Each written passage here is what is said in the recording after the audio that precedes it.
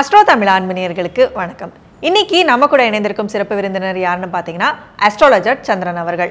வணக்கம். வணக்கம் மேடம். வணக்கம். அஸ்ட்ரோ தமிழா நேயர்கள் அனைவருக்கும் நெஞ்சார்ந்த நன்றிகள், மனமார்ந்த நன்றிகள். இந்த சேனலை விரும்பி பார்த்து கொண்டு ஜோதிடத்தை நேசிக்கக்கூடிய அனைத்து நேயர்களுக்கும் நெஞ்சார்ந்த நன்றியும் தெரிவித்துக் கொள்கிறேன். எனது பேர் சந்திரன், பரமத்திவேலூர்லேருந்து இந்த சேனலுக்காக முதல் முறையாக இந்த சனி பயிற்சிக்கு உண்டான பலன் இதை ஒவ்வொரு ராசிக்கும் 12 ராசி வழியாக அதுக்குண்டான ஒரு கருத்தை நான் உங்களுக்கு முன்வைக்கிறேன். இன்னைக்கு நம்ம என்ன பேச போறோம் அப்படின்னு பார்த்தீங்கன்னா இந்த ஆண்டுல சனி பயிற்சி நடக்க இருக்கு. 3 பயிற்சிகள் நடக்க இருக்கு. அதுல முக்கியமானது பார்த்தீங்கன்னா சனி பயிற்சி. சனி பகவான்னாலே எல்லாருக்குமே ஒரு சின்ன பயம் இருக்கும். இந்த சனி பயிற்சினாலே என்ன மாதிரியான பிரச்சனைகள் வரப்போகுதோ அப்படின்னு சொல்லி இப்ப இருந்தே கவலைப்படுறவங்க நிறைய பேர் இருப்பாங்க. சோ இப்ப என்ன கேள்வி அப்படின்னு பார்த்தீங்கன்னா, முன்ன நடந்த சனி பயிற்சிக்கும் இப்ப நடக்க இருக்கிற சனி பயிற்சிக்குமே என்ன வேறுபாடு இருக்க போகுது சார்? அதாவது முன்ன நடந்த சனி பயிற்சிங்கிறது ஒரு 2.5 வருஷ காலம் நடந்துச்சுங்க மேடம். அந்த சனி பயிற்சி ஒரு காலதேவனுக்கு ஒரு 12 ராசி கட்டம்னு இருக்குது. அந்த 12 ராசி கட்டத்தில் சனி பகவான் 11ஆம் இடத்தில் அந்த சனி தன்னோட அது சொந்த வீடு, சனியோட சொந்த வீட்டில் அவர் இவ்வளோ நாள் ஒரு 2.5 வருஷ காலம் அந்த வீட்டில் இருந்தார்.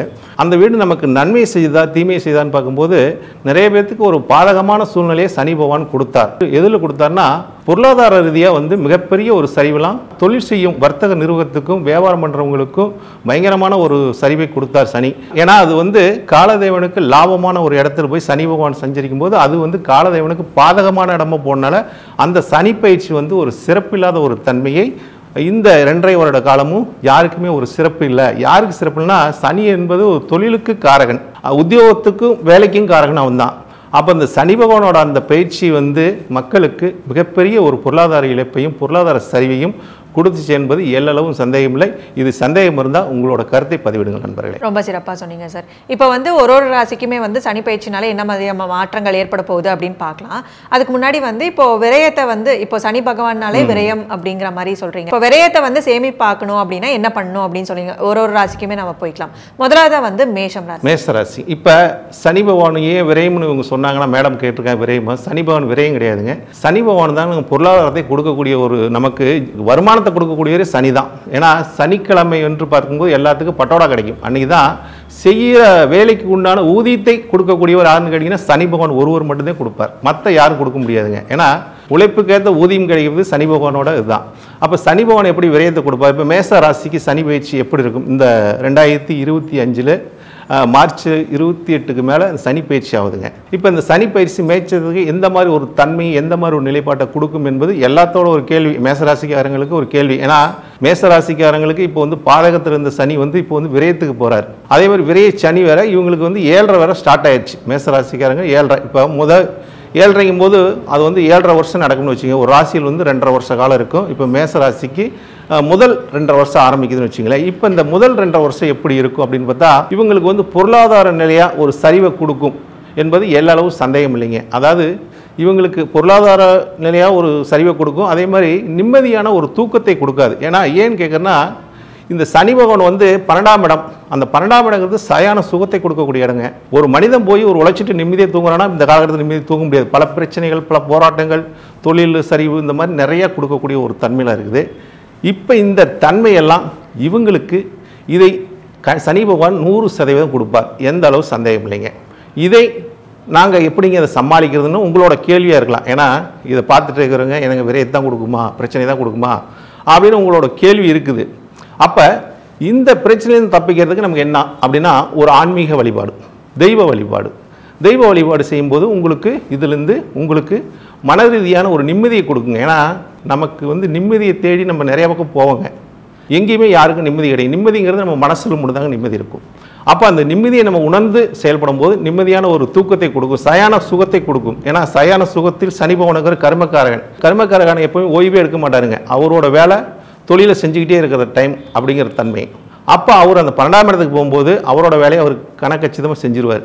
அப்போ நீங்கள் என்ன பண்ணணும், ஒரு நைட்டு ஆனால் தூங்கும்போது, உழைச்சிட்டு தூங்கும்போது தெய்வ வழிபாட்டை மேற்கொண்டு போட்டு, ஒரு வீட்டிலே இருக்கிறீங்கன்னா ஒரு தெய்வத்துக்கிட்ட ஒரு சூடம் பொருத்தி ஒரு விளக்கேற்றி வச்சுட்டு சாமி கும்பிட்டு ஒரு திருநீரை நெத்தியில் வச்சு எனக்கு நிம்மதியான ஒரு தூக்கத்தை கொடுப்பா, நிம்மதியான ஒரு வாழ்க்கையை கொடுப்பா, மனசில் எந்த பிரச்சனையும் இல்லாமல் என்னை காப்பாற்றப்பா அப்படின்னு அந்த தெய்வத்தை சரணாகதி அடைஞ்சிட்டு நீங்கள் போய் நித்திரையில் படுக்கும்போது நித்திரை சுகம் தானாக கிடைக்குங்க. அப்போ இந்த காலகட்டம் உங்களுக்கு பொருளாதார விரயங்கள் நிறைய கொடுக்குங்க. அப்போ இந்த விரயத்தை லாபமாக ஆக்குவது எப்படி, லாபத்தை நம் உருவாக்குவது எப்படி அப்படின்னு பார்த்தா, இப்போ உங்களுக்கு இந்த காலகட்டம் விரைய செலவு கண்டிப்பாக வருங்க.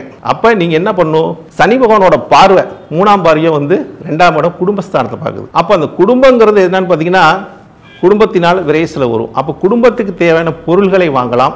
அதே மாதிரி நீங்கள் உங்களுக்கு தேவையான அந்த பணத்தின் மூலியமாக வீட்டுக்கு என்னென்ன பொருள் தேவையோ அதை வாங்கலாம். அதே மாதிரி உங்களுக்கு குடும்பத்துக்கு தேவையான வீடு ஒன்று கட்டணும்னு ஆசைப்படுறவங்க வீடு வாங்கலாம், இடம் வாங்கலாம், இல்லாட்டி தங்க ஒரு ஆபரணம் வாங்கலாம், இல்லாட்டி கட்டியாக வாங்கி வைக்கலாம்.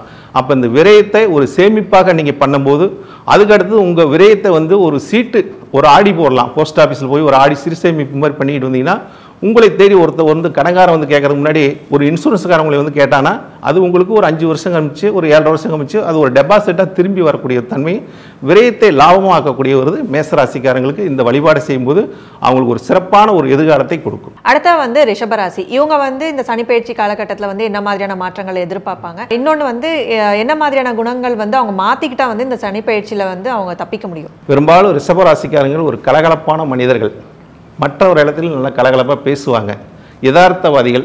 அதாவது அவங்க இருக்கிற இடத்த எப்பயுமே கலகலப்பாக வச்சுக்கோங்க. ஏன்னா 2ஆம் இடம் பேசக்கூடிய இடம், ரிஷபராசியை 2ஆம் இடம் பேசக்கூடிய இடம், சுக்கிரனோட வீடுன்னு வச்சுக்கோங்க. அங்கே சந்திரன் மணக்காரன் உச்சம் பெற்றிருக்கக்கூடிய தன்மையும் சுக்கிரன் ஆட்சி பெற்றிருக்கக்கூடிய தன்மையும் அந்த ராசிக்கு உண்டுன்னு வச்சுங்களேன். இப்போ இந்த ராசியோட சனி பயிற்சி எப்படி இருக்குன்னா, ரிஷபராசிக்கு லாபத்துக்கு சனி பயிற்சி போகிறார். ஏன்னா சனியோட ஆதிபத்தியம் என்ன, ரிஷபராசிக்கு 9ஆம் ஆதிபத்தியம் 10வது ஆதிபத்தியம் வருது. அதாவது தர்ம கர்மாதிபதியோட ஆதிபத்தியம் 11க்கு லாபத்துக்கு போகுதுங்க. அப்போ ரிஷபராசிக்காரங்களுக்கு இந்த ஆண்டு வந்து லாபத்தை கொடுக்கக்கூடிய தன்மை இருக்குது. ஆனால் லாபத்தை கொடுத்தாலும் சனி பார்க்கிறார். சனி பார்ப்பது ஒரு சிறப்பு இல்லைங்க. அப்போ லாபத்துக்கு உண்டான ஒரு நஷ்டத்தையும் கொடுப்பார். எப்படி கொடுப்பார்னா, நீங்கள் பேராசைப்பட்டீங்கன்னா அது பெருநஷ்டத்தில் போய் விழுந்துடும். அதனால் அளவுக்கு அதிகமாக ஆசைப்படுவதையும் அளவுக்கு அதிகமாக பேசுவதையும் அளவுக்கு அதிகமாக மற்றவங்களை நம்புவதையும் இந்த காலகட்டத்தில் நீங்கள் குறைச்சி கொள்வது நல்லது. ரிஷபராசிக்காரங்களுக்கு சனியோட பார்வை இருக்கிறதுனால எதிலையும் கவனமுடன் செயல்பட வேண்டும். கவனமுடன் செயல்பட்டீங்கன்னா உங்களுக்கு இந்த ஆண்டுகள் மிக சிறப்பான ஒரு பலனையும், இந்த சனி பயிற்சிங்கிறத ஒரு தன்மை சனியோட பார்வை பார்த்தீங்கன்னா உங்களோட ஜென்ம ராசியை பார்க்குதுங்க. ஜென்ம ராசியை சனி பார்ப்பது சிறப்பு இல்லை. அதுக்கடுத்து உங்களுக்கு பூர்வ புண்ணியம் என்று சொல்லக்கூடிய 5ஆம் இடத்தை பார்க்குது. புத்திரஸ்தானம், புத்திர வழியில் செலவை கொடுக்கக்கூடிய தன்மை, கல்விக்காக செலவு கொடுக்கக்கூடிய, புத்திரத்துக்கு ஏதாவது ஒரு விரயத்தை கொடுக்கக்கூடிய தன்மையெல்லாம் இந்த காலகட்டத்தில் இருக்குது. அதே மாதிரி உங்களுக்கு 10ஆம் பார்வையாக கர்ம பார்வையாக அஷ்டமஸ்தானத்தை பார்க்குது, அதாவது 8ஆம் இடத்தை பார்க்குது. அப்போ இந்த 8ஆம் இடங்கிறது ஆயுள் ஸ்தானம். அப்போ நமக்கு ஏதாச்சும் ஒரு நடந்துருமா அப்படின்னு ஒரு மன பயங்களையும் இந்த காலகட்டம் கொடுக்கும் நண்பர்களை.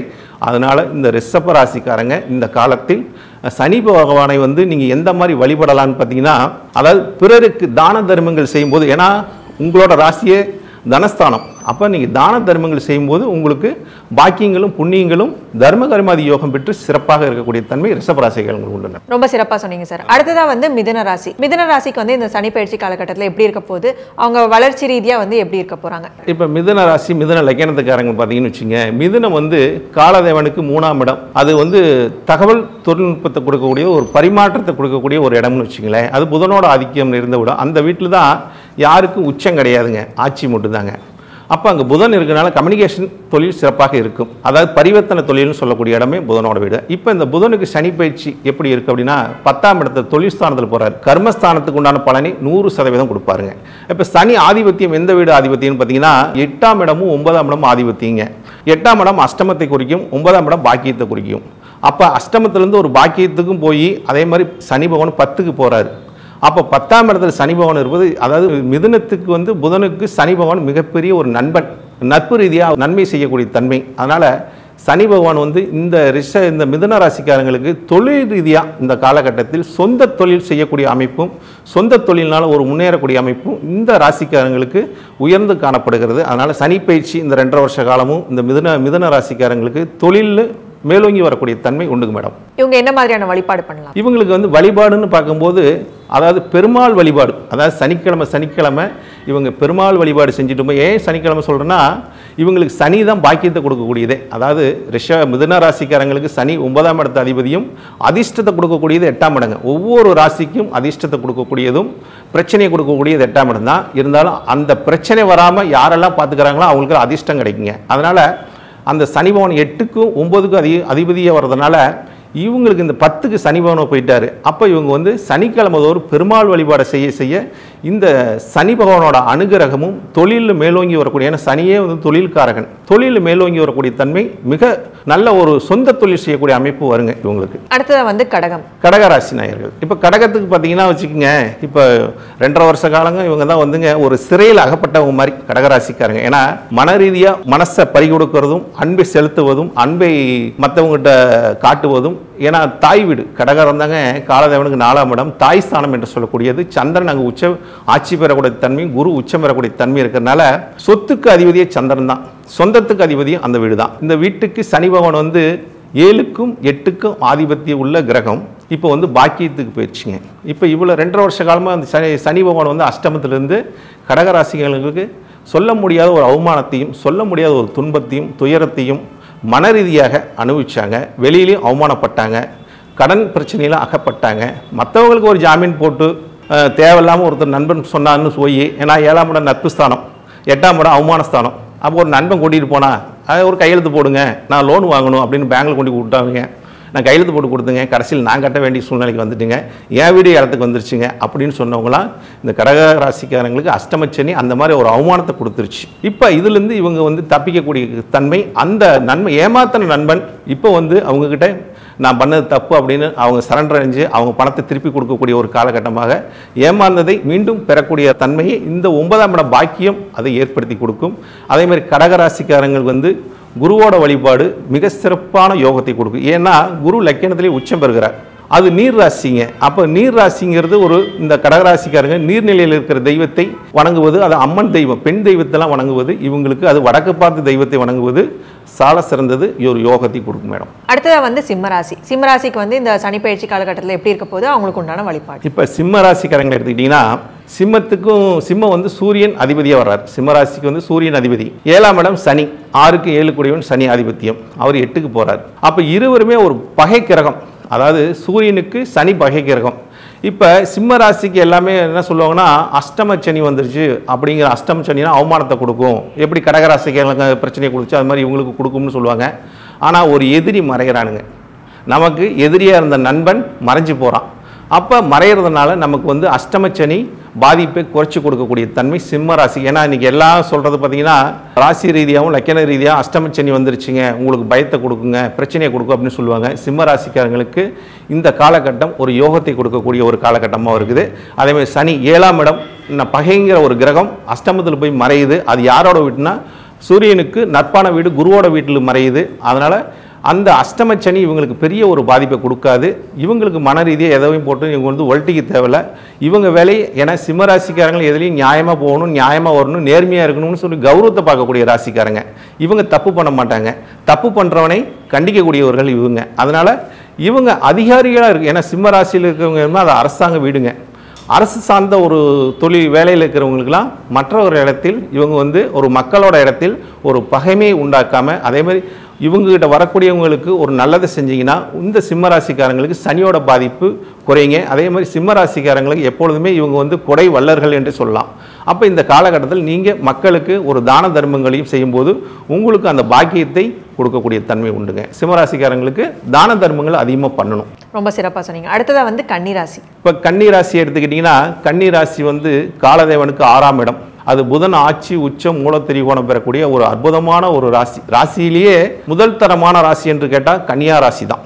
ஏன்னா அது நிலத்தத்துவத்தை குறிக்கக்கூடிய ராசி. ஒரு நிலம் இல்லைன்னா இந்த பூமியில் நம்ம வாழ முடியாது என்று சொல்லக்கூடிய ஒரு அமைப்புள்ள ராசி கன்னி ராசி தான். அந்த ராசியில் தான் ஒரு கிரகத்துக்கு ஆட்சி உச்சம் மூல திரிகோணம் பெறக்கூடிய அமைப்பு ஒரு கிரகத்துக்கு மட்டும் கொடுத்துருக்கான்னு வச்சுங்களேன். அந்த வீடு வந்து ஒரு தனி சிறப்பு. கன்னிராசிக்காரங்களாவே ஒரு தனி சிறப்பானவங்க. அவங்க மற்றவர்களை வாழ வைக்கக்கூடியவர்கள், மற்றவர்கள் இவங்களால் வாழக்கூடியவர்களாகவும் மற்றவர்களுக்கு வழிகாட்டக்கூடியவர்களாக இந்த கன்னிராசியில் பிறக்கிறவங்க, கன்னி இலக்கணத்தில் பிறக்கிறவங்க பிறருக்காக தன் வாழ்க்கையை அர்ப்பணித்து கலங்கரை விளக்கம்னு சொல்லுவாங்க. அது மாதிரி இவங்க ஒரு கலங்கரை விளக்கம் மாதிரி மற்றவர்களுக்கு வழிகாட்டக்கூடியவர்னு வச்சுங்களேன். இப்போ இவங்களுக்கு இந்த சனி பயிற்சி 7ஆம் இடத்துல வருதுங்க. ஏன்னா அந்த சனி வந்து பூர்வ புண்ணியாதிபதியாக வரக்கூடிய ஒரு 6க்கு அதிபதி, யோகாதிபதி. இப்போ யோகாதிபதி வந்து 7ல் போகிறார். இப்போ 7ல் போகும்போது கண்டச்சனிம்பாங்க. இந்த கன்னிராசிக்கு இந்த காலகட்டம் கண்டச்சனி ஏற்படுகிறது. கண்டச்சனிங்கும் போது அந்த இடம் பாதகமாக போச்சு. அப்போ அது பாதகத்தில் வரும்போது நண்பர்களால், அதாவது கன்னி ராசிக்காரங்கள் இந்த காலகட்டம் 2.5 வருஷ காலத்துக்கு நண்பர்களை நம்பி எந்த ஒரு பார்ட்னர்ஷிப்பு போட்டு ஒரு தொழில் செய்வதோ, ஒரு ஒப்பந்தம் போடுவதோ, ஒரு கையெழுத்து போடுவதோ இதெல்லாம் இவங்க தவிர்ப்பது நல்லது. அதே மாதிரி டாக்குமெண்ட்ஸ் பிரச்சனை, இந்த கன்னி ராசிக்காரங்களுக்கு பத்திர பிரச்சனை, இதெல்லாம் இந்த காலகட்டத்தில் மிக அதிகமாக வரக்கூடிய தன்மை இருக்குது. அதாவது நண்பர்களோடு சேர்ந்து தொழில் செஞ்சிங்கன்னா நிச்சயமாக உங்களுக்கு தொழில் லாஸ் ஆகி போயிடும். அவமானப்படக்கூடிய தன்மை, ஏமாறக்கூடிய தன்மையும் வந்து விடுங்க. அதனால் இந்த சனி பயிற்சிங்கிறது உங்களுக்கு 7ஆம் இடத்துல இருக்கிறதுனால மிக கவனமுடன் இருக்க வேண்டும். உங்களோட நண்பர்களை நம்பி எதுவும் செய்யாமல் இருந்தீங்கன்னாவே உங்களுக்கு இந்த காலகட்டம் கன்னிராசிக்காரங்களுக்கு யோகத்தை கொடுக்கும். மற்றபடி வேற என்ன உங்களுக்கு வந்து எந்த பிரச்சனையும் வராதுங்க. ஏன்னா உங்களுக்கு வழிபாடுன்னு பார்க்கும்போது மகாலட்சுமியோட வழிபாடு மிகப்பெரிய யோகத்தை கொடுக்குங்க. ஏன்னா சுக்கிரன் வந்து 7இல் உச்சம், பாக்கியாதிபதி தன பாக்கியாதிபதி வரக்கூடிய 7இல் உச்சம் பெறதுனால கட்டின மனைவியும் அதே மாதிரி மகாலட்சுமியும் ரெண்டையும் ஒரே மாதிரி பார்க்கணும். ஏன்னா மனைவியே வந்து நேசிக்கிறவங்களும் மகாலட்சுமியை வழிபடுறவங்களுக்கும் இந்த காலகட்டம் இந்த சனி பயிற்சி பெரிய பாதிப்பு கொடுக்காது. அதே மாதிரி இவங்க வந்து இந்த சனி பயிற்சிக்கு இவங்களுக்கு ஏதாச்சும் இந்த கண்டச்சனி ஏதாவது விபத்தை கொடுக்குமா அப்படின்னு ஒரு பயம் கூட இருக்கலாங்க. ஏன்னா எல்லாம் நிறையா சொல்கிறாங்களே அப்படிங்கிற மாதிரி. அதனால் நீங்கள் இந்த காலகட்டத்தில் யாரையும் நம்பி எந்த ஒரு ஒப்பந்தத்திலும் சேராமல் இருப்பதும், நண்பர்களை நம்பி எங்கேயும் பயணிக்காமல் இருப்பதும், நண்பர்களோட சேர்ந்து எந்த ஒரு பிஸ்னஸ் செய்யாமல் இருந்தீங்கன்னா இந்த 7.5 சனி உங்களை எந்த ஒரு பாதிப்பும் பண்ணாது. பாதிக்கக்கூடிய விஷயம் இதுதான். இதுலேருந்து நீங்கள் தப்பிச்சிட்டிங்கன்னா உங்களுக்கு நல்லதுங்க. அடுத்ததாக வந்து துலாம் ராசி, அவங்களுக்கு எப்படி இருக்க? துலா ராசி வந்து பார்த்தீங்கன்னா காலதேவனுக்கு 7ஆம் இடங்க. இந்த 7ஆம் இடம் வந்து இதுதான் வந்து சனி பகவான் உச்சம் பெறக்கூடிய ராசியே துலா ராசி தாங்க. இந்த துலா ராசி தாங்க. இந்த ராசியில் சனி பகவான் வந்து மிகப்பெரிய யோகத்தை கொடுக்கக்கூடியது. ஏன்னா சனி பகவான் வந்து 4க்கும் 5க்கு அதிபதியாக கொடுக்கக்கூடிய 6க்கு போகிறாரு. இப்போ இந்த ராசிக்கு தாங்க முதல் தரமான யோகத்தை கொடுப்பார். சனி பயிற்சிங்கிறது இந்த துலா ராசிக்காரங்களுக்கு 100%ங்க. எப்படி யோகத்தை கொடுப்பார்னு ஒருத்தர் கேட்குறாங்க. அப்படின்னு அதுக்கு உண்டான ஒரு விளக்கம் என்னன்னு கேட்டிங்கன்னா, சனி பகவான் ராசியிலே உச்சம் பெறுகிறார். துலா ராசி துலா லக்கணத்துக்கு ராசியிலே உச்சம் பெறக்கூடிய ஒரு கிரகங்க. அதே மாதிரி சனி பகவான் வந்து 6ஆம் இடம் போகிறார். 6ஆம் இடம் உத்தியோகத்தை குறிக்கக்கூடிய இடம். இப்போ 6ஆம் இடம் உத்தியோகத்தை குறிக்கக்கூடியதுனால அந்த உத்தியோகஸ்தானம் வந்து இவங்களுக்கு சிறப்பாக இருக்குங்க. அதே மாதிரி எதிரியை வெல்லக்கூடிய ஸ்தானம் இதுதாங்க, 6ஆம் இடம் தாங்க. அதே மாதிரி நோயை வெல்லக்கூடிய ஸ்தானம் இதுதாங்க. அதே மாதிரி கடன் பிரச்சனையை குறைக்கக்கூடிய ஸ்தானம் இதுதாங்க. ஒரு மனிதனுக்கு எதிரி இல்லை, கடன் இல்லை, நோய் இல்லைன்னா அவன் நிம்மதியாக வாழ்வானே, அப்போ அவனுக்கு 100% பலன் தானே அப்படிங்கிற ஒரு தன்மையை துளாராசிக்காரங்க இந்த சனி பயிற்சி அவங்களுக்கு ஒரு யோகமாக இருக்குங்க மேடம். அடுத்ததாக வந்து விருச்சகம். விருச்சக ராசி சனி பகையான ஒரு கிரகம். சனி பகவான் வந்து விருச்சகத்துக்கு 3க்கும் 4க்கும் அதிபதியாக வரக்கூடியவர். 5க்கு போகிறார். 5ஆம் இடங்கிறது ஒரு பூர்வ புண்ணியத்தை குறிக்கக்கூடியது. 5ஆம் இடம் பூர்வ புண்ணியம்னா அது 5ஆம் இடம் பூர்வ புண்ணியத்தையும் குறிக்கும். அதே மாதிரி குலதெய்வத்தையும் குறிக்கக்கூடியது 5ஆம் இடம் தாங்க. அதே மாதிரி தன்னோட குழந்தைகளையும் குறிக்கக்கூடியது 5ஆம் இடம் தாங்க. இப்போ சனி பகவான் அந்த 5ஆம் இடத்துக்கு போகும்போது விருச்சக ராசிக்காரங்களுக்கு செவ்வாய் பகவான் வந்து சனி பகவான் வீட்டிலே போய் உச்சம் பெறுகிறார், பாக்கியத்தில் போய் நீசம் பெறுகிறார், 6ஆம் இடத்துல ஆட்சி பெறுகிறார். செவ்வாயோட தன்மை. அப்போ இந்த விருச்சக ராசிக்காரங்களுக்கு ஒரு பாக்கியத்துக்கு போனால் ஒரு பங்கம் வந்துருங்க, ஒரு உயர்வுக்கு போனால் ஒரு சரிவு கொடுத்துருங்க. விருச்சக ராசிக்காரங்களுக்கு வந்து எப்பொழுதுமே எதையுமே வெளியே சொல்ல மாட்டாங்க. வெளியே சொல்லி அவங்க செஞ்சாங்கன்னா எல்லாமே நல்லா இருக்குங்க. ஆனால் வெளியே சொல்லாமல் சைலண்டாக எல்லாத்தையும் செய்யக்கூடிய ஒரு மனிதர்களாக விருச்சக ராசிக்காரங்க இருப்பாங்க.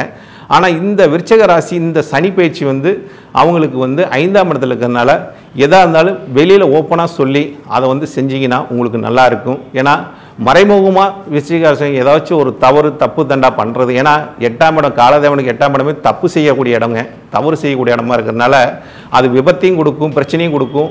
அப்போ இவங்க இந்த காலகட்டத்தில் அந்த மாதிரி ஒரு தவறான ஒரு வழியில் ஏதாச்சும் ஒரு இல்லீகலாக அவங்க செஞ்சாங்கன்னா சனி பகவான் 5ல் இருக்கிறதுனால பூர்வ புண்ணியத்துக்கு ஒரு தோஷத்தையும் தன்னோட குழந்தைங்களுக்கு ஒரு தோஷத்தையும் கொடுத்து மிகப்பெரிய ஒரு செலவை கொடுக்கக்கூடிய தன்மையும், அதே மாதிரி இவங்களுக்கு ஒரு அவமானத்தையும் ஏற்படுத்துகிற ஒரு மன ரீதியாக ஒரு கஷ்டத்தையும் கொடுத்துருவார். ஆனால் விருச்சிக ராசிக்காரங்கள் இந்த காலகட்டங்கள் அவங்களுக்கு வந்து எந்த மாதிரி ஒரு தன்மை கொடுக்கும்னா 5ஆம் இடம் பூர்வ புண்ணியம், குலதெய்வ வழிபாடு மேலோங்கி செய்யணும்.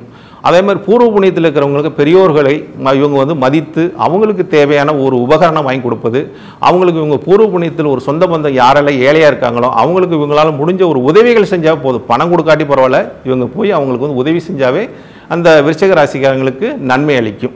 உறவோட பலம் கூடும். ஏன்னா சனி பகவான் வந்து உறவுக்கு அதிபதியாக வரக்கூடிய கிரகம் 5க்கு போகிறாருன்னு வச்சுங்களேன். அதனால் உறவு நிலை அந்த பாதிப்பு வராமல் இருக்குன்னா உறவுக்கு இவங்க உதவி செய்யும்போது இவங்களுக்கு அந்த சுகத்தோட ஒரு நிலைப்பாடும் சொந்தத்தோட ஒரு நிலைப்பாடும் இவங்களுக்கு மேலோங்கி நிற்கும் மேடம். வழிபாடுன்னு சொல்லும் போது என்ன மாதிரியான வழிபாடு? இவங்களுக்கு வழிபாடுங்கிறது குலதெய்வ வழிபாடு சிறப்பை தரும். ஏன்னா 5ஆம் இடத்துல வந்து இவங்களுக்கு வந்து அந்த சனி பகவான் போய் உட்காந்துருக்காரு. 4ஆம் இடங்கிறது தாயோட குலதெய்வம், 5ஆம் இடங்கிறது அவங்களோட குலதெய்வம். அப்போ அந்த குலதெய்வ வழிபாடு பண்ணும்போது இவங்களுக்கு ஒரு சிறப்பான ஒரு பலனை தரும். அடுத்ததாக வந்து தனுசு ராசி.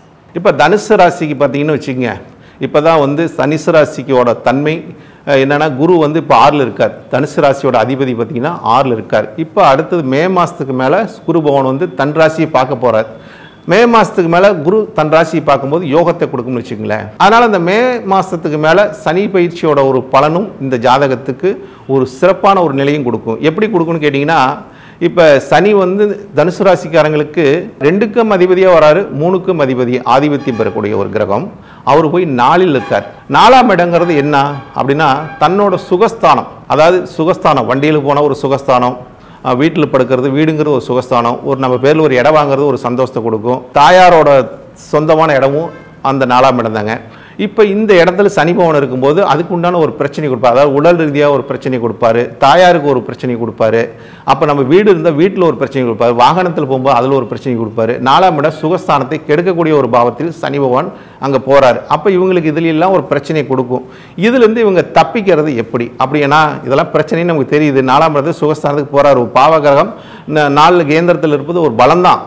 அது பலமாக இருந்தாலும் இப்போ இவர் அந்த ஸ்தானத்துக்கு போகும்போது குரு பகவானும் ஒரு 6ல் இருக்கார். அப்போ அதுக்கு மே மாதத்துக்கு மேலே தான் ஒரு 7ஆம் இடத்துக்கு போகிறார். அப்போ இவங்களோட வழிபாடு எதை செஞ்சால் அவங்களுக்கு சிறப்பை தரும்னு பார்க்கும்போது, இவங்களுக்கு வழிபாடாக வரக்கூடியது தனுசு ராசிக்காரர்கள் எப்போதுமே காலையில் எழுந்திரிச்சோன்னு சூரியனோட வழிபாடை செய்யணுங்க. ஏன்னா சூரியன் வந்து 5ஆம் இடம் பூர்வ புண்ணியத்தில் உச்சம் பெறக்கூடிய ஒரு கிரகமும், அதே மாதிரி 9ஆம் இடம் பாக்கியம் என்று சொல்லக்கூடியதில் ஆட்சி பெறக்கூடிய தன்மை இருக்கிறதுனால காலையில் எழுந்திரிச்சோன்னு சூரியன் வழிபாடும் சிவன் வழிபாடும் இவங்க செஞ்சுட்டு வர இவங்களுக்கு இந்த சனியோட தாக்கம். ஏன்னா சூரியனுக்கு சனிக்கு பகை. அப்போ பகையான ஒரு கிரகத்தை நம்ம வெல்லணும்னா அதுக்கு எதிரியான ஒரு கிரகமான சூரியன் தான். அப்போ சூரியன் வழிபாடு செய்வதும் சிவன் வழிபாடு செய்வதும் இவங்களுக்கு ஒரு சால சிறந்ததுங்க. ரொம்ப சிறப்பு சார். அடுத்ததாக வந்து மகர ராசி. இப்போ மகர ராசி எடுத்துக்கிட்டிங்கன்னா, மகர ராசிக்கு சனி பகவான் அதிபதியாக வரக்கூடியவரே அவர் தான். ஏன்னா காலதேவனுக்கு இது 10ஆம் இடம், உழைப்பை சொல்லக்கூடிய ராசியும் நிலத்தில் வந்து வேர்வை சிந்து உழைக்கக்கூடிய ராசி மகர ராசிக்காரங்களாக இருப்பாங்க. ஏன்னா எந்த ராசி எடுத்துக்கிட்டாலும் ஒரு சொகுசாக போயிட்டு சம்பாதிச்சுட்டு வரலாம்னு நினைப்பாங்க. ஆனால் மகர ராசிக்காரங்க வந்து சொகுசாக போய் சம்பாதிச்சுட்டு வர முடியாதுங்க. தன்னோட வேர்வை நிலத்தில் சிந்தாமல் பணத்தை ஈட்ட முடியாது, வருமானத்தை சம்பாதிக்க முடியாது என்பது ஒரு தத்துவத்தை சொல்லக்கூடிய ராசி மகர ராசி. மகர ராசிக்காரங்க வந்து பல கஷ்டத்தையும் பல நஷ்டத்தையும் தன்னோட உழைப்பை மற்றவர்களுக்காக இவங்க வந்து அர்ப்பணிக்கக்கூடிய ராசிங்க மகர ராசி. ஏன்னா சனி பகவான் ஆட்சி பெறக்கூடிய தன்மையும் செவ்வாய் பகவான் உச்சம் பெறக்கூடிய தன்மை இருக்கிறதுனால இவங்களுக்கு உடல் ரீதியான வலிமையை கொடுக்கும். ஏன்னா செவ்வாய் வந்து உடலுக்கு வலிமையை கொடுக்கும், இரத்தக்காரகன் செவ்வாய். சனி வந்து ஆயுளுக்காரகன். அப்போ இவங்க ஆயுள் இருக்கிற வரைக்கும் உழைச்சு கொண்டே இருக்கக்கூடிய ஒரு தன்மை மகர ராசிக்காரங்களுக்கு கொடுக்கும். அப்போ இந்த மகர ராசிக்காரங்களுக்கு இப்போ இந்த சனி பயிற்சி எப்படி இருக்குன்னு பார்த்தா, இப்போ தாங்க எங்களுக்கு வந்து குடும்பத்தில் ஒரு நிம்மதியே இருக்குது அப்படின்னு சொல்லக்கூடிய ஒரு தருவாயில் மகர ராசிக்காரங்க இருக்காங்கன்னு வச்சுங்களேன். ஏன்னா இவ்வளோ நாள் அவருக்கு வந்து செண்பச்சனி, அதுக்கு அடுத்தது வந்து விரயச்சனி, குடும்பச்சனி, இந்த 3 சனியும் கடந்துங்க 7.5 வருஷம் நான் பட்ட கஷ்டங்க எவனுமே பட்டிருக்க முடியாதுங்க. அந்த அளவுக்கு நான் கஷ்டப்பட்டுட்டேன். இப்போ அந்த கஷ்டத்துலேருந்து எனக்கு ஒரு ரிலீஃப் ஆகுது அப்படிங்கிற ஒரு தன்மை 4ஆம் இடத்துக்கு சனி பகவான் வந்து மகர ராசிக்கு 3ஆம் இடத்துக்கு போகிறார்.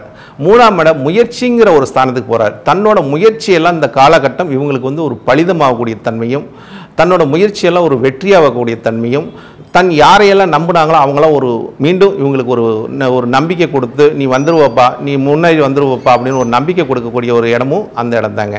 அப்போ மகர ராசிக்காரங்க இந்த காலகட்டங்கள் தன்னோட முயற்சியால் முன்னுக்கு வரக்கூடிய ஒரு ஆண்டாக இவங்க இந்த சனி பயிற்சியோட ஒரு பலன் இவங்களுக்கு ஒரு சிறப்பாக இருக்குதுங்க. அது எல்லளவும் சந்தேகம் இல்லை.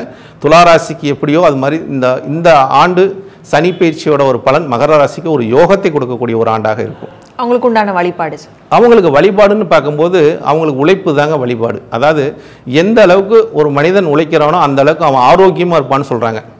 ஏன்னா உழைக்காத மனிதன் வந்து ஆரோக்கியம் குறைபாடு வருங்கிறாங்க, நோய் வருங்கிறாங்க. அதனால் மகர ராசிக்காரங்க வந்து உழைப்பை மூலதனமாக வைத்து செய்கிறவங்களுக்கு அவங்களுக்கு அதே மாதிரி அவங்களுக்கு நல்லா இருக்குங்க. ஒரு தொழிலே இருந்தாலும் அதில் வந்து ஒரு காக்கி சட்டை போட்டு மாட்டிக்கிட்டு அந்த கம்பெனியில் ஓனராக இருந்தால் கூட இவரும் அதில் லேபராக இருந்து அந்த தொழிலை செய்யக்கூடிய ஒரு மனிதராக மகர ராசிக்காரங்க இருப்பாங்க. இவங்களுக்கு வழிபாடுன்னு என்று பார்க்கும்போது இவங்களுக்கு பாக்கியத்தை கொடுக்கக்கூடிய இடம் எதுன்னு பார்த்தீங்கன்னா, பாக்கியத்தை கொடுக்கக்கூடிய இடமும் பார்த்தீங்கன்னாலும் 9ஆம் இடம், அது புதனோட வீடுங்க. அது புதனோட வீடு கன்னியாக இருக்குன்னா கன்னி தெய்வங்களை கன்னிமார் சாமிகளை இவங்க வழிபடும் போது இவங்களுக்கு அந்த மண்ணில், அதாவது கன்னி பெண்ணில் வந்து கன்னிமார் சிலைகளை அந்த மண்ணில் செஞ்சு வச்சுருப்பாங்க. அந்த மாதிரி அந்த கிராமத்து தேவதைகளை இவங்க வழிபட வழிபட இவங்களுக்கு தொழில் மேலோங்கி வரக்கூடிய தன்மையும், இவங்களுக்கு பூர்வ புண்ணியம் வளம் வரக்கூடிய தன்மையும், அதே மாதிரி இவங்களோட குழந்தைகளும் இவங்களோட சந்ததிகளும் மேலும் வளரக்கூடிய தன்மைகளும் இவங்களுக்கு வந்து யோகத்தை கொடுக்கணும். இதுதான் வழிபாடு உங்களுக்கு. ரொம்ப சிறப்பு சார். இப்போ அடுத்ததாக வந்து கும்பம். ஏன்னா இப்போ கும்பத்தில் இருந்தால் மீனத்துக்கு பயிற்சி அடைகிறார். அப்படி இருக்கும்போது வந்து கும்பத்துக்கு எப்படி இருக்க போகுது? கும்பம் என்றால் ஒரு நிறைந்த ஒரு கலசம். கும்பம் என்றால் ஒரு கலசம், ஒரு கோபுரத்தில் வைப்பது. அந்த கலசம் வந்து தழும்பாதுன்னு வச்சுங்களேன், அதாவது நிறை குடம் தழும்பாதும்பாங்க. அது மாதிரி கும்பத்தை ராசி இருக்கிறவங்க வெளியில் எதுவும் தெரியாது, அதுக்குள்ளே இருக்கிற பிரச்சனைகளும் தெரியாது, அதுக்குள்ளே இருக்கிற சந்தோஷமும் தெரியாது, எதுவுமே தெரியாத ஒரு பிரம பிடிச்சவங்களை போல இருப்பாங்க. கும்பராசிக்காரங்களுக்கு வந்து அவங்களுக்கு ஒரு ஏதாவது ஒரு பிரச்சனைகள் மனசில் இருக்கும், ஏதாவது ஒன்று அவங்க சிந்திச்சுக்கிட்டே இருப்பாங்க. அதே மாதிரி இந்த பிரபஞ்சத்தோட ஒரு நிகழ்வை உணரக்கூடியவர்கள். எனக்கு இந்த இடத்துல இந்த இதை பார்த்தங்க, இந்த தோணுச்சுங்க, இப்படி இருந்துச்சுங்க அப்படின்னு சொன்னால் யாரும் நம்ப மாட்டாங்க. ஆனால் அவங்களுக்கு அது தோணும்னு வச்சுங்களேன். இந்த கும்பராசிக்காரங்களாவே இவங்களுக்கு வந்து ஜோதிட சாஸ்திரம் என்ன சொல்லுதுன்னா, இவங்களுக்கு ஜோதிடமே பார்க்க முடியாதுங்க, இவங்களுக்கு என்ன பலன் சொன்னாலும் அது ஏற்கு மாறாக இருக்கும் அப்படிங்கிறது ஒரு சாஸ்திர ரீதின்னு வச்சுங்களேன். அதனால் கும்பராசி கும்பலாக்கிறதுக்காரங்க ஒரு ஜோசி ஜாதகம் கொண்டு போய் கொடுத்தாங்க, இவங்களுக்கு ஒரு பலன் சொல்லும் போது அது வந்து ஆப்போசிட்டாக இருக்கும். இவங்க சொல்கிற பலனுக்கும் நாங்கள் சொல்கிற பலனுக்கும் அது ஆப்போசிட்டாக இருக்குன்னு சொல்லக்கூடிய ஒரு தன்மை உண்டுங்க. அதனால் கும்பராசிக்காரங்களுக்கு வந்து இந்த சனி பயிற்சி எப்படி இருக்குன்னு கேட்கும்போது, ஆனால் ராசிக்கு அதிபதியே சனி பகவான் தான். அவர் வந்து தன்னோட 2ஆம் இடம் தனஸ்தானத்துக்கு போகிறார். 2ஆம் இடம் சனி பகவான் வந்து தனஸ்தானத்தில் இருப்பது மிகப்பெரிய யோகத்தை கொடுக்குங்க. ஏன்னா சனி 2ல் இருந்தால் கஞ்சத்தனமாக இருப்பாங்க, செலவு பண்ண மாட்டாங்க. எவ்வளோ பணம் வந்தாலுங்க அதை வந்து இறுக்கி பிடிக்கக்கூடிய தன்மையும், பிறர்கிட்ட இவங்ககிட்ட இப்போ ஒருத்தரோட கூட போனாலும் அவங்க செலவு பண்ண வச்சுட்டு இவங்க கம்முன்னு இருப்பாங்கன்னு வச்சுங்களேன். அப்போ கும்பராசிக்காரங்களுக்கு இந்த ஆண்டு வந்து சேமிப்பு அதிகமாக இருக்குங்க. ஏன்னா சேமிப்பு அதிகமாக இருந்தாலும் விரையாதிபதி போய் 2ல் உட்காந்துருக்காங்க. இருந்தாலும் இவன் அந்த வீட்டுக்கு சொந்த அதிபதியாக வர்றதுனால இவர் வந்து செலவு அதிகம் பண்ண மாட்டார். அதனால் இவருக்கு இந்த குடும்ப சனிங்கிறது இப்போ ஜென்ம சனியிலேருந்து குடும்ப சனிக்கு போயிடுச்சுங்க கும்பராசிக்கு. இப்போ இவர் அனுபவித்த கஷ்டம் இப்போல்லாம் விளையிடுச்சுங்க. இந்த ஜாதகருக்கு உடல் ரீதியாக பிரச்சனை கொடுத்துருக்கும், மன ரீதியாக பிரச்சனை கொடுத்துருக்கும். இதெல்லாம் இல்லாமல் இப்போ குடும்ப ரீதியாக பிரச்சனை வரும்போது இவருக்கு அதுலேருந்து அந்த குடும்பத்தை இவங்க வந்து ஒரு ஒழுங்காக பார்த்துக்கணும். அதாவது சின்ன சின்ன பிரச்சனை வரும்போதே குடும்பத்தை பார்த்துக்கணும். அதே மாதிரி சனி 2ல் இருக்கும்போது தேவையில்லாத வார்த்தைகளை உபயோக பண்ணக்கூடாது. ஏன்னா தவறான வார்த்தைகளை சொல்லும்போது அது பலிதமாகி விடுங்க. சனி 2ல் இருந்தால் வாக்கு பலிதம் உண்டுங்க. அது நல்ல வாக்காக பயன்படுத்தினீங்கன்னா உங்களுக்கு யோகங்க, அது கெட்ட வாக்காக பயன்படுத்தினா உங்களுக்கு மீண்டும் அதே சாபமாக வந்துருங்க. அதனால் இந்த கும்பராசிக்காரங்களுக்கு சனி பயிற்சி வந்து தன வருவாயை கொடுக்குங்க. அதே மாதிரி தனம் குடும்பத்தின் மூலமாக செலவையும் கொடுக்கும். அது எந்த அளவு உங்களுக்கு பிரச்சனையை கொடுக்கும் என்பதை நீங்கள் அதை உணர்ந்து செயல்பட்டீங்கன்னா நிச்சயமாக அதிலிருந்து நீங்கள் தப்பிச்சு கொள்ளலாம் அப்படிங்கிற ஒரு நிலைப்பாடு இருக்குது. அதே உங்களோட வழிபாடு இந்த காலகட்டம் உங்களுக்கு என்ன வழிபட்டால் உங்களுக்கு சிறப்பை தரும் அப்படின்னு பார்க்கும்போது, இப்போ சனி வந்து இந்த ராசி கும்பராசிக்காரர்கள் சனி பகவான் வந்து பாக்கியத்தில் போய் உச்சம் பெறுகிறார். ஆனால் அதே பாதகமாக போச்சு. அப்போ இவங்களுக்கு பூர்வ புண்ணியம் வந்து 5ஆம் இடம் மிதுனமாக போச்சு. அப்போ இவங்க என்ன மாதிரி ஒரு வழிபாடு செஞ்சு அந்த காலகட்டம் நல்லா இருக்கு அப்படின்னா, தான தர்மங்கள். ஏன்னா சனி பகவான் 2ல் இருக்கனால தானங்கள் அதிகம் செய்ய வேண்டும், தர்மங்கள் அதிகம் செய்ய வேண்டும். அது வந்து யாருக்கு செய்யணும்னு வந்து உணர்ந்து செயல்படும் போது, அதாவது இல்லாதவங்களுக்கு இவங்க ஒரு தான தர்மங்கள் செய்யும்போது, அதாவது பிறருக்கு உணவு வாங்கி கொடுப்பதனால், உணவு அளிப்பதனால், பணம் காசு கொடுப்பது தான தர்மம் இல்லைங்க, அவங்களுக்கு சாப்பிட்றது. ஏன்னா 2ஆம் இடம் வந்து உணவு, 2ஆம் இடம் வந்து வாங்கிங்க, அதுக்கு உணவு வாங்கி கொடுத்தீங்கன்னா உங்களுக்கு சிறந்த ஒரு பரிகாரமாக இருக்கும். உங்களுக்கு குடும்பத்தில் வர பிரச்சனைகளும் நீங்கக்கூடிய ஒரு தன்மை உண்டுங்க.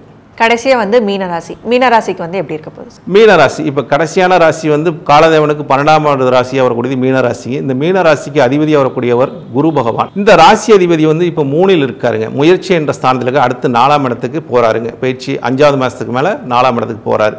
இப்போ சனி வந்து இந்த ராசிக்கு வந்து வந்துட்டார். இப்போ விரைய சனி இருந்துச்சுங்க, இப்போ சென்ம சனி வந்துருச்சுன்னு வச்சுங்களேன். இந்த சனி பகவான் யார் அப்படின்னு பார்க்கும்போது, மீனராசிக்கு வந்து 11க்கு லாபாதிபதியாக வரக்கூடியவரும் சனி தான், விரையாதிபதியாக வரக்கூடிய ஒரு சனி தான். அப்போ இந்த விரையாதிபதியும் லாபாதிபதியும் வந்து லக்கணத்தில் உட்காந்துட்டாங்க. அப்போ இந்த காலகட்டம் லாபமும் வரும், அதுக்கு உண்டான விரையமும் வரும். ஏன்னா மீனராசிக்கு இருக்கிறதுலே வந்து ஒரு நல்ல ஒரு அறிவு ஜீவிகள்னு வச்சுக்கலாம். அதிகமாக சிந்திப்பாங்க, அதிகமாக அவங்க பேசுவாங்க. அதே மாதிரி பேசுகிறதோட செயல்பாடுகள் அதிகமாக இருக்கும். அதிகம் யோசிக்கக்கூடிய ராசிங்க அந்த ராசிக்காரங்க. அப்போ அறிவுபூர்வமாக செய்வாங்கன்னு வச்சுங்களேன். ஏனாதாரம்னு எந்த காரியத்தையும் செய்ய மாட்டாங்க. அதே மாதிரி ஒரு பிரச்சனை போய் மாட்ட மாட்டாங்க. அந்த பிரச்சனை மாட்டினா கூட அதுலேருந்து எப்படி தப்பிக்கிறது, அதாவது ஒரு பழமொழி சொல்லுவாங்க, கழுவுற மீன்லேயே நழுவுற மீன் மீனராசிக்காரன்னு சொல்லுவாங்க. அதாவது ஆற்றுல போட்டாலும் அளந்து தான் போடுவாங்களாம். இவங்க வந்து எதுலுமே ஒரு நிதானித்து நிறுத்தி செய்யக்கூடிய ஒரு ராசி இவங்க. அந்த சனி பகவான் போகும்போது இன்னும் இவங்களுக்கு ஒரு பொறுமையை கொடுத்து இவங்க என்னென்ன செய்யணும், எப்படி செய்யணும்னு இவங்களுக்கு ஒரு மனப்பக்குவத்தையும் மனநிலையும் ஒழுங்குபடுத்தக்கூடிய தன்மையை இந்த மீனராசிக்கு சனி பகவான் அந்த ஜென்ம சனியாக இருக்கிறவங்களுக்கு சில பேருக்கு உடல், ஏன்னா ஜென்மம் என்றாவே உடல்காரனோட சனி சேர்றாரு. மீனராசி உடல்காரன சனி சேர உடல் ரீதியான பிரச்சனை கொடுக்கும். உடம்பு வந்து கெட்டு போய் நீங்க மருத்துவர்கிட்ட போறதோட உடம்பு நல்லா இருக்கும்போது உடல் செக்அப் பண்ணிக்கங்க. உடல் ரீதியாக ஒரு செக்அப் பண்ணி ஒரு எக்ஸ்ரே எடுங்க, ஒரு ஸ்கேன் பாருங்க, பிளட் டெஸ்ட் எடுங்க. இதெல்லாம் எடுத்துட்டீங்கன்னா உங்களுக்கு அதுலேருந்து ஒரு பயம் நீங்கி நோய் வராது, அந்த நோயிலிருந்து தப்பிச்சு கொடுக்கக்கூடிய தன்மை உண்டு. அதனால் உங்களுக்கு இந்த ராசி, அதாவது ஜென்ம ராசியிலிருந்து சனி பகவானோட பார்வை 3ஆம் இடத்தையும் பார்க்குது, 7ஆம் இடத்தை பார்க்குது, 10ஆம் இடத்தை பார்க்குது. 3ஆம் இடம் முயற்சி சொல்லக்கூடிய இடங்க, 7ஆம் இடம் பாதகத்தை சொல்லக்கூடிய இடங்க, 10ஆம் இடம் தொழிலை சொல்லக்கூடிய. சனியோட பார்வை 10ஆம் பார்வை வந்து ஒரு கர்மாவின் பலனை கொடுக்கும்னு சொல்லுவாங்க. அப்போ தொழில் ரீதியாக இந்த காலகட்டம் சனி பகவான் வந்து உங்களுக்கு நல்ல ஒரு நிலையை கொடுப்பார். மீனராசிக்காரங்களுக்கு தன்னோட முயற்சிக்கு வெற்றி கொடுப்பாரு. நமக்கு 7ஆம் இடம் யாரெல்லாம் பாதகமோ அந்த பாதகத்தை எல்லாம் முறியடிக்கக்கூடிய தன்மையை 7ஆம் பார்வையாக சனிமான். சனியோட பார்வை இந்த 3 பார்வையும் மீனராசிக்கு நல்ல ஒரு யோகத்தையும் நல்ல ஒரு பலனையும் கொடுக்கும். இந்த மீனராசிக்காரங்களுக்கு வழிபாடு என்று பார்க்கும்போது இவங்களுக்கு வந்து குரு அதிபதியாக வர்றதுனால இவங்களுக்கு பூர்வ புண்ணியம் வந்து 5ஆம் இடம் லக்னாதிபதியே 5ல் இருக்கார், உச்சம் பெற்றிருக்கார். அப்போ மீனராசிக்காரங்க அனைவருமே தன்னோட குலதெய்வத்தை கெட்டியாக பிடிச்சிங்க. குலதெய்வம் கொடுக்காதது வேற எந்த தெய்வம் கொடுக்காதுங்க. அதனால் மீனராசிக்காரங்க தங்களோட குலதெய்வத்தை நீங்கள் வந்து மாத ஒரு முறையாக இருக்கட்டும், இல்லை வருட ஒரு முறையாக இருந்துட்டும், அந்த குலதெய்வத்துக்கு நீங்கள் போயிட்டு வர உங்களோட குலமும் பலம் பெறும், உங்களோட குழந்தைகளும் பலம் பெறும், உங்களோட பேரும் புகழும் அடையக்கூடிய தன்மை மீனராசிக்கு இருக்கும். இந்த சனிப்பெயர்ச்சி அனைவருக்குமே ஒரு நன்மை அளிக்கக்கூடிய சனிப்பெயர்ச்சியாக தான் இருக்கும். போன ஆண்டில் நடந்த ஒரு 2.5 வருஷத்துக்கு முன்னாடி சனிப்பெயர்ச்சி, அதாவது கும்பத்தில் இருந்த சனிப்பெயர்ச்சியோட மீனத்தில் இருக்கிற சனிப்பெயர்ச்சி மற்றவர்களுக்கு ஒரு யோகத்தையும் கொடுத்து ஒரு கர்மாவின் பலனை என்னான்னு ஒரு மோட்ச ராசியில் சனி பகவான் இருக்காரு. அப்போ ஒரு மோட்சத்துக்கு உண்டான ஒரு தீர்வையும் கொடுத்து ஒரு இறைய வழிபாட்டை இறைவன் மேலே ஒரு நம்பிக்கை செலுத்தக்கூடிய ஒரு சனிப்பெயர்ச்சியாக இந்த சனிப்பெயர்ச்சி இருக்கும். அனைவருக்கும் சனிப்பெயர்ச்சி ஒரு நன்மையை அளிக்கும் என்பதை ஒரு கருத்தை முன்வைக்கிற நண்பர்களே. ரொம்ப சிறப்பாக வந்து சனிப்பெயர்ச்சி காலகட்டம் வந்து எப்படி இருக்க போகுது, எல்லா ராசிக்குமே வந்து நன்மை தான் செய்யும் அப்படிங்கிற மாதிரி சொல்லியிருக்கீங்க. ஒரு சில ராசிக்கு சின்னதாக இருந்தாலும் கூட மேலோட்டமாக பார்க்கும்போது எல்லா ராசிக்குமே ஓரளவுக்கு நல்லா இருக்குங்கிற மாதிரி தான் இருக்குது. ஸோ சனிப்பெயர்ச்சி காலகட்டம் வந்து நம்ம நேர்களுக்கு ரொம்பவே யூஸ்ஃபுல்லாக இருக்கும் அப்படிங்கிற மாதிரி நம்புகிறோம். ஸோ இதே மாதிரி அடுத்த ஒரு சிறப்பான நேர்காணலில் உங்களை சந்திக்கிறோம் சார். நன்றி. நன்றி.